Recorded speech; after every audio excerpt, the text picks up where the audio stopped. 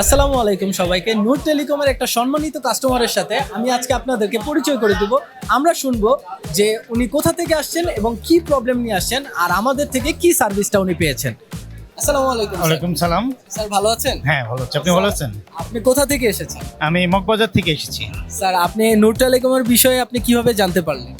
আসলে আমি যখন বসুন্ধরা সিটি থেকে মোবাইল পারচেস করি তখন নূর টেলিকমের দাওয়াতের সঙ্গে আমার পরিচয় হয় mobile purpose, mobile purchase purpose.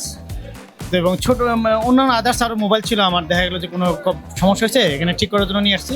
এখানে রুবেল ভাই নামে একজন ছেলে আছে, ও ভালো খুব কাজ করে। তো মূলত রুবেল ভাইয়ের সার্ভিস নিয়ে এখানে আমার পরিচয়, মোবাইল ঠিক করে।